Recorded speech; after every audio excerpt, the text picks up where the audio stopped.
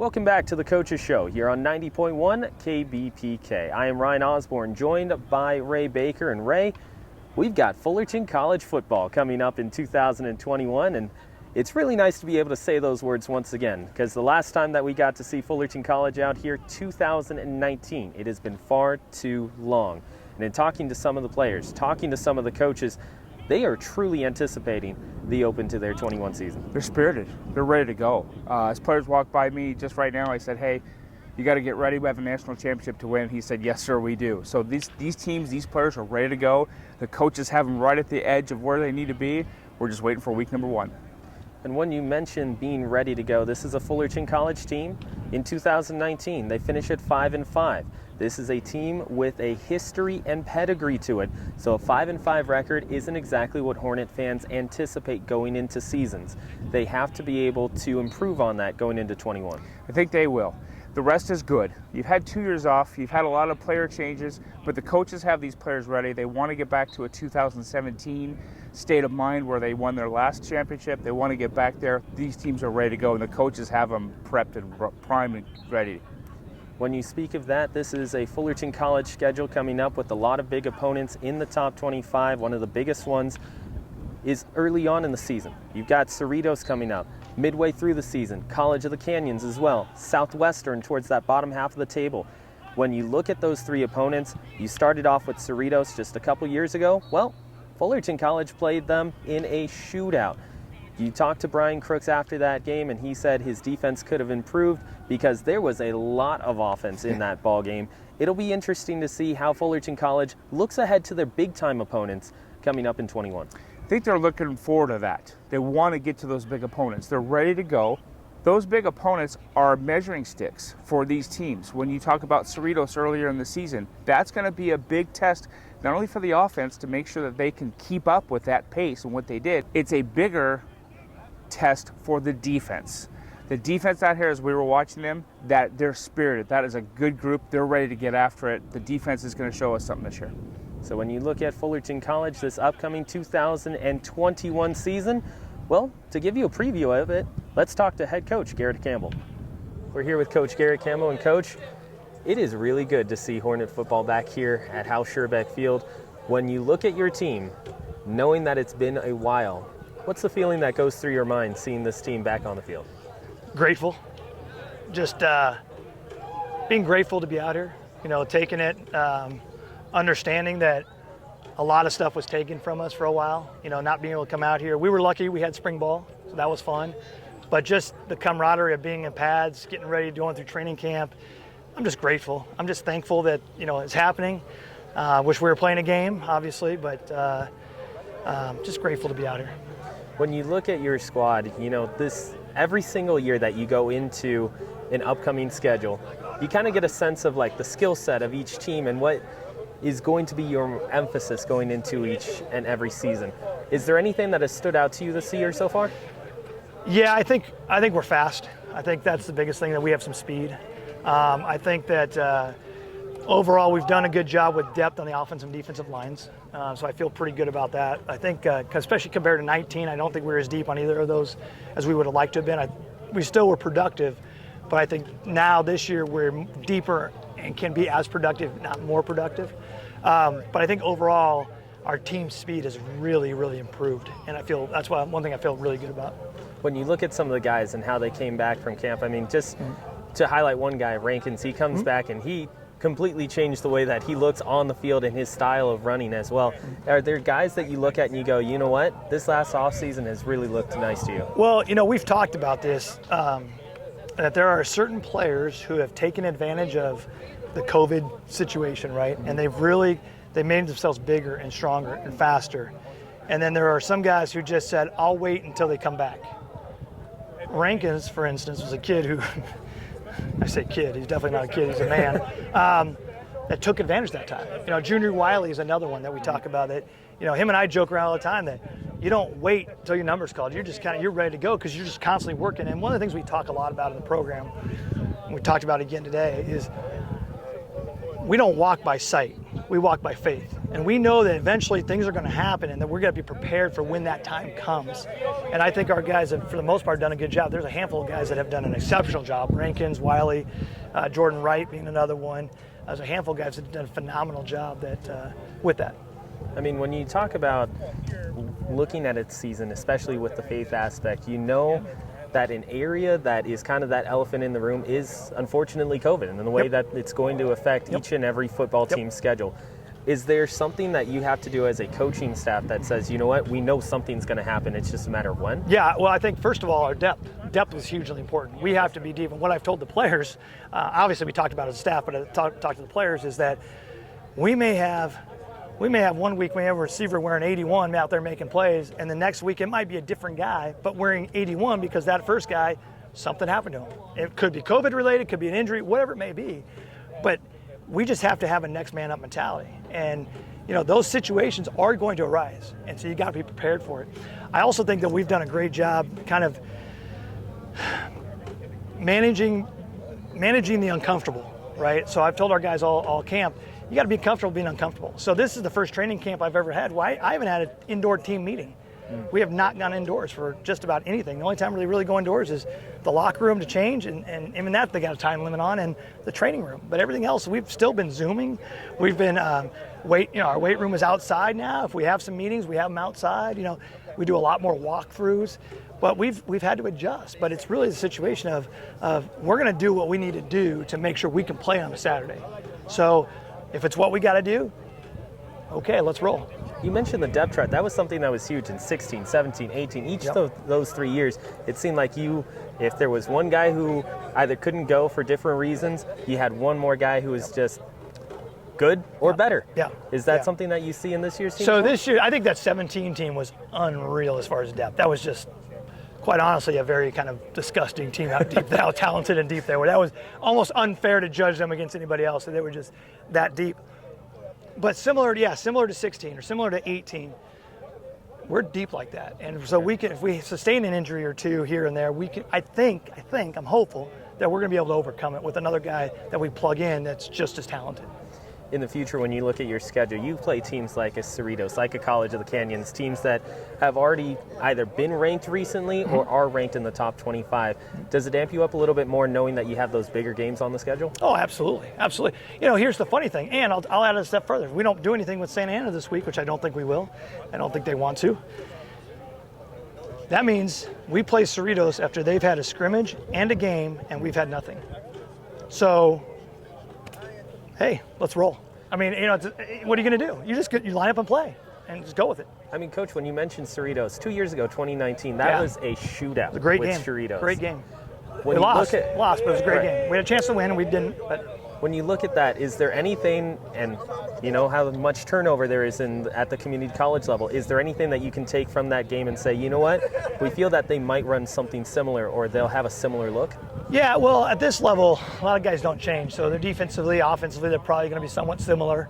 So I don't anticipate them being drastically different or like that, and we're not either. I mean, we still run. Now, you tailor your offense to what you got, you tailor your defense to what you got, all that kind of stuff.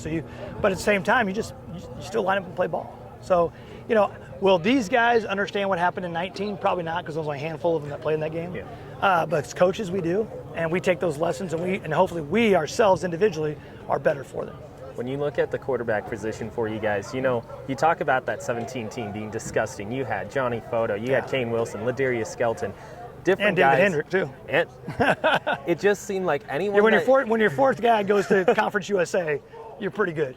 So it seemed like any quarterback that stepped onto the field, you had a different type of offense for. Yeah. Is that something that you kind of see a similarity here, or is it more just one set? Yeah, well, I think at the end of the day, you tailor your offense to your quarterback in the sense of you got to call plays for his success. Okay. So you tailor it. So obviously the skill sets you mentioned for Kane and Ladarius and Johnny were all different. They were different types of passers. They're different types of runners.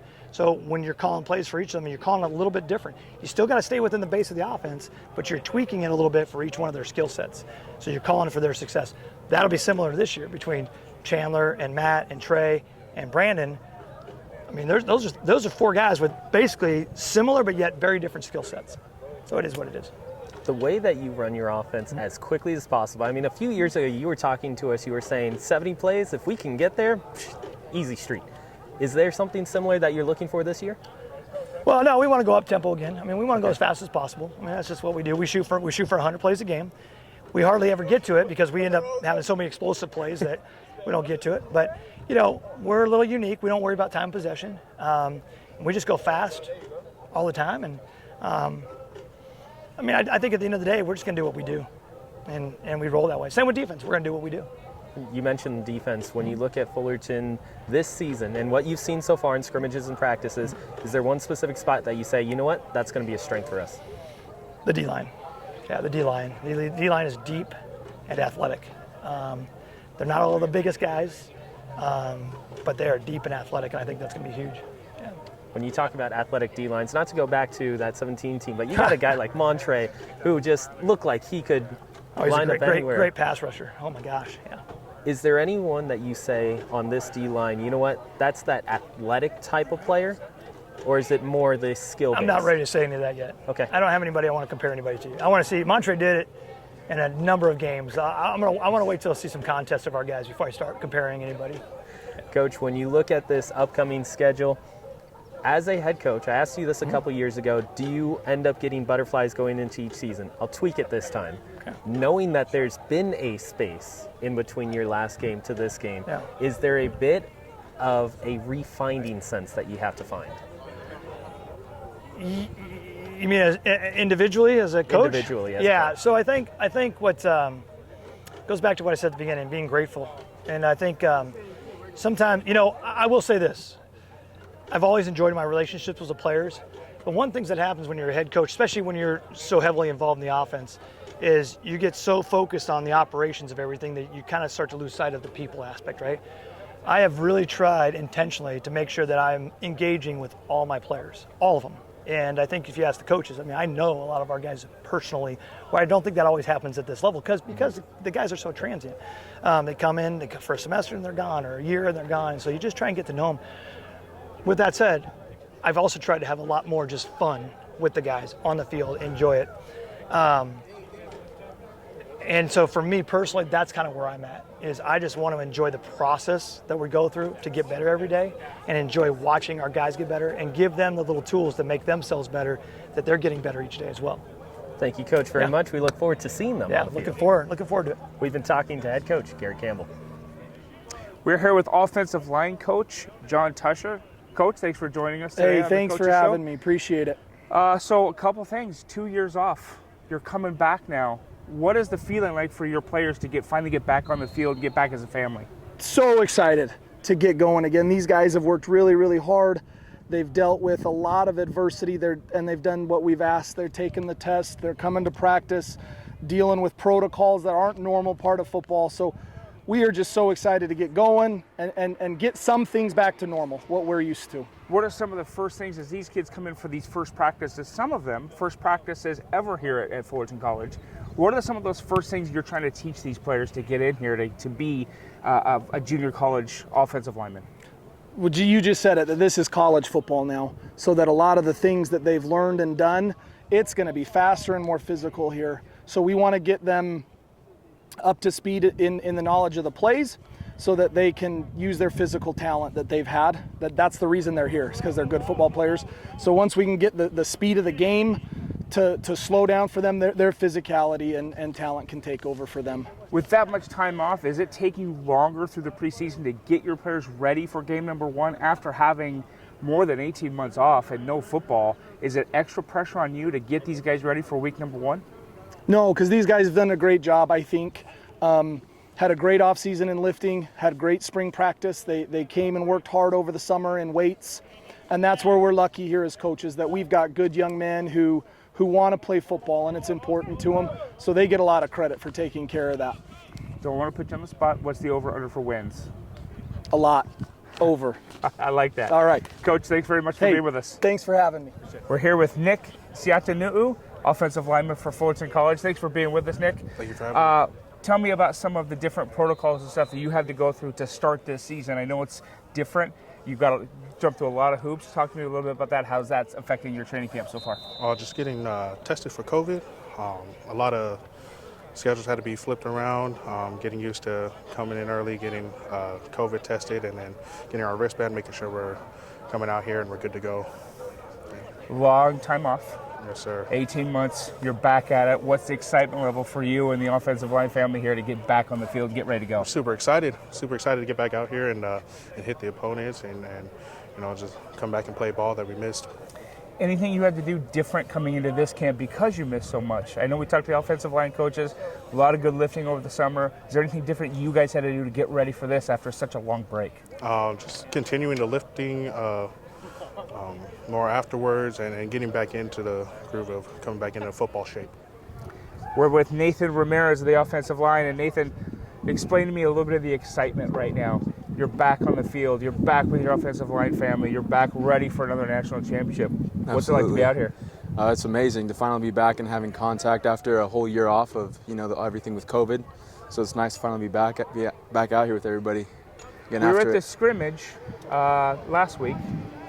Tell me about some of that exchange there. I mean, yes, you're playing against your other teammates, but there was some spirited play in there. Oh, yeah. You guys seem like you're ready to go right now. Yeah, this was like the third scrimmage we had set up, but this was the first time we had like a game type of situation, so it felt kind of real for everybody. So everybody felt really hyped up, and it felt like it was like back and everything. It was awesome. Going in for the off season, were there anything different that you had to do off season wise with that such a big time gap of no football? Still had to do off season workouts. Yeah. Anything different that you had to do for your game to get ready? I say it was a lot harder. A whole year off, you could really lose focus. But I was out training every day with lifting and a lot of just work on the lineman footsteps and stuff like that. So I don't know. It felt like I worked harder for it than ever before. We're here with offensive lineman Eduardo Barajas Contreras. Eduardo, spirited practices, spirited games so far in the scrimmages. How does it feel to be out there back on the field with your offensive line family ready to go for another season? Well, it feels great, being back on the field, playing pigskin again with the boys. We haven't had a lot of contact because of the COVID year, so it's been a while since we played another opponent, so we're really excited to come together as a family and execute. Like you mentioned, so far this season you've played only inter-squads, you've played each other. How important or how excited are you to get another team in front of you and kind of show that dominance that Fullerton College is ready to show out? It's pretty important. I think we have something special here. I think we could go for a championship and get a ring, probably take the whole thing to state. And yeah, it's pretty important. You got a couple talented quarterbacks behind you.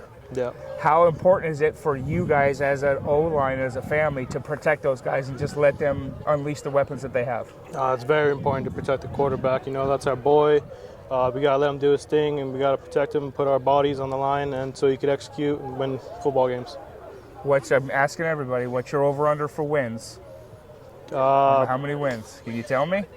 No one's given me a number yet, by the way. During season, nobody's perfect. I would say 9-1. I can't say 10-0. It's a little too much, but 91 is fine. But once we hit the playoffs? The playoffs, 3-0. Run the table. Yep. Love it.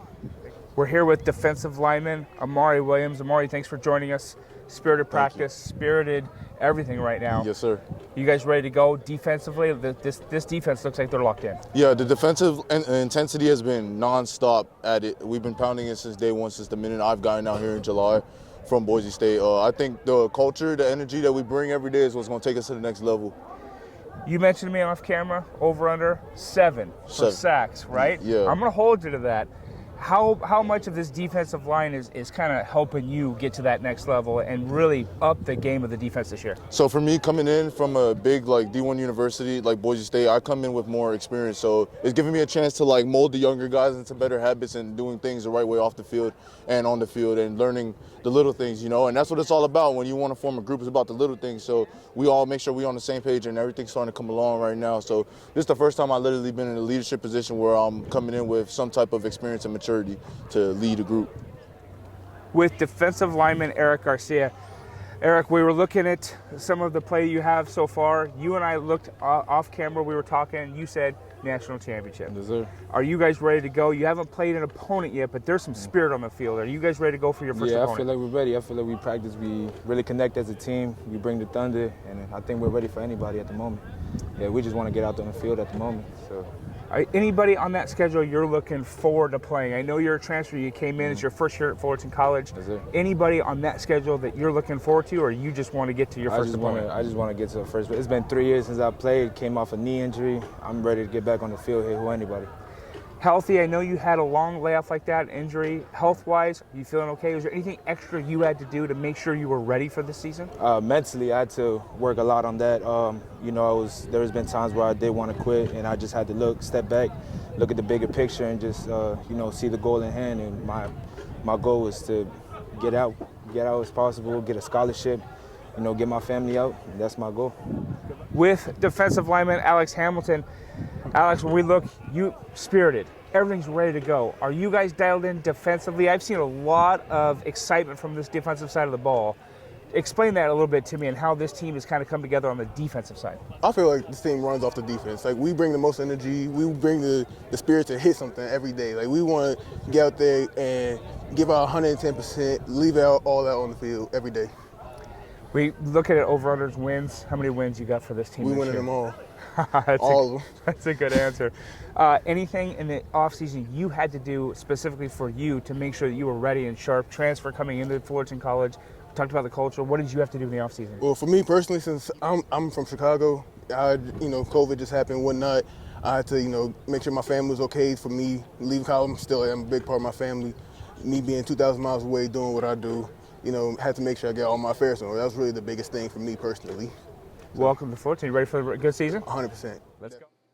So we want to thank Ray once more for catching up with the offensive and defensive lines at Fullerton College, along with Coach Tusher as well. You'll see Ray coming up once more in just a couple of moments, as we want to give the fans watching a quick refresher on what happened in 2019 for the Hornets and how they finished the season. Everything started off with the famed Battle of the Booths, as Fullerton College would end up getting a win over Golden West College in game number 1, and it was followed up by a key matchup against Riverside City College. The game against RCC was circled on many calendars across the nation, as Fullerton and Riverside had battled to incredible results in the last 10 years, with heavy playoff implications in the balance.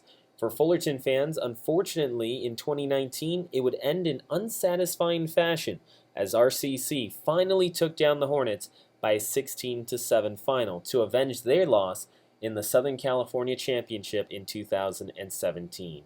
After beating Santa Ana in the Key to the County for Fullerton, 56-13, the Hornets played playoff contender Southwestern to a 33-30 shootout. The Hornets went back and forth. They were down by 2 touchdowns going into the final frame, and they were able to tie it up late.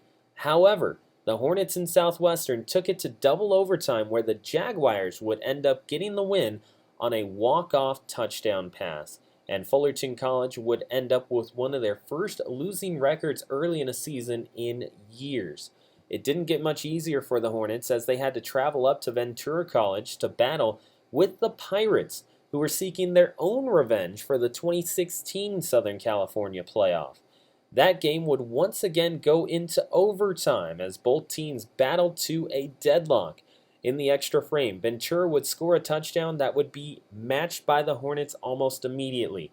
However, as the Hornets lined up for the extra point, the snap wouldn't be clean enough to get off a quality extra point attempt, and the Hornets would drop it by a final score of 48-47. The Hornets would go on to win 3 of their next 4 games to end the season, with a final record of 5-5, and that season was punctuated with a loss to Mount Sac in the final and 10th week.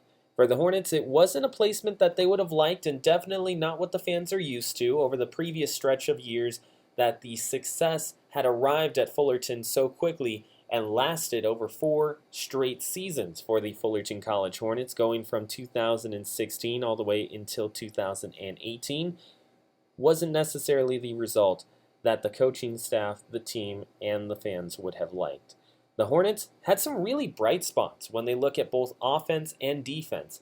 The Hornets' Quinn Commons finished his season with 2,071 passing yards to go along with 19 touchdowns and 5 interceptions. Right behind him, he had Cooper Callis, who ended up with a 65% completion rate, 545 yards passing, to go along with 4 touchdowns as well. Fullerton, in the quarterbacking game, was really solid. When you look at the rushing yards for Fullerton College, 464 yards from Brandon Rankins, who led the team with 5 touchdowns as well. And if that name Brandon Rankins is kind of familiar to you, it's because earlier here on this week's Coaches Show, he was highlighted by Coach Campbell as one of those guys that went into this last COVID offseason and really improved the way that they looked on the field. And he is looking for a big-time opportunity coming up here in 2021.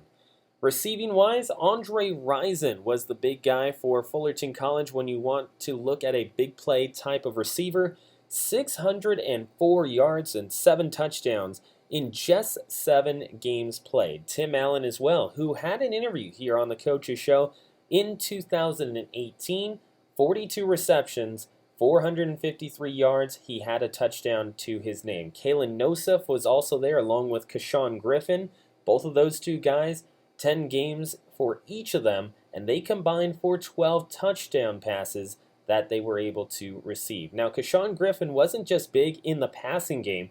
Coming out of the slot for Fullerton College, those 2 receiving touchdowns were also paired with a total of 4 return touchdowns as he set records for Fullerton College. Defensively, Jacob Jones, Xavion Steele were the 2 big guys for Fullerton College on the defensive side of the football as they led things with a combined 4 interceptions and 16 pass breakups to go along with 12.5 sacks as well.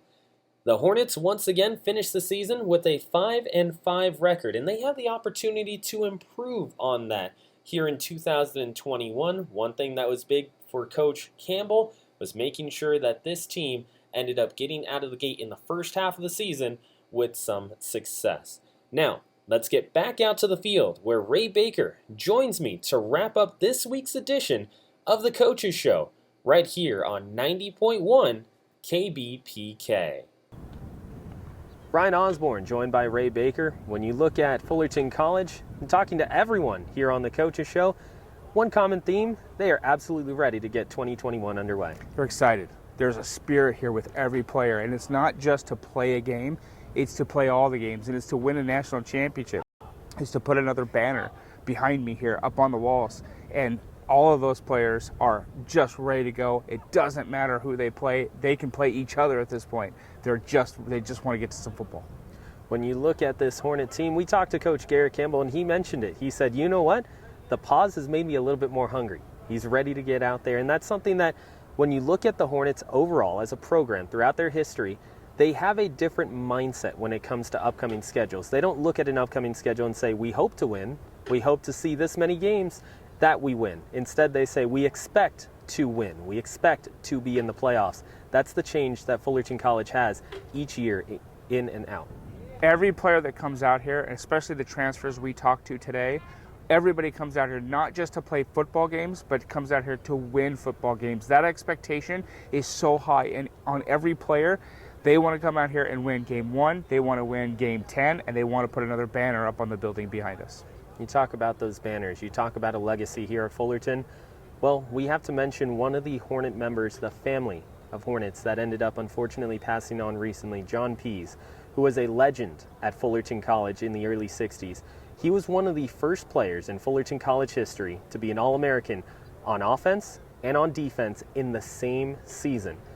Coach Hal Scherbeck and Bill Chambers as well both mentioned him as one of the players that they felt were a highlight of their entire tenures at Fullerton College in coaching football. When you look at John Pease, not only did he have success at Fullerton College, but he went on to the Division I level, coached at the Division I level with great success, coached in the NFL as well. John Pease, personally, Ray, when I talked to him, there was not a single time at an event or a Key to the County game that he would look at me and say, you know what, I've got stuff to do. I can't talk right now. Every single time that I talked to John Pease, he would look at me and say, what do you want to know? Do you want to know about my old teammates? Do you want to know about Hal Scherbeck? Do you want to know about Bill Chambers? You know what? You see that teammate over there? I'll tell you an embarrassing story about him. That was the kind of guy that John Pease was to myself whenever I was able to go out and talk to him. Once a Hornet, always a Hornet. You've been watching The Coaches Show on 90.1 KBPK.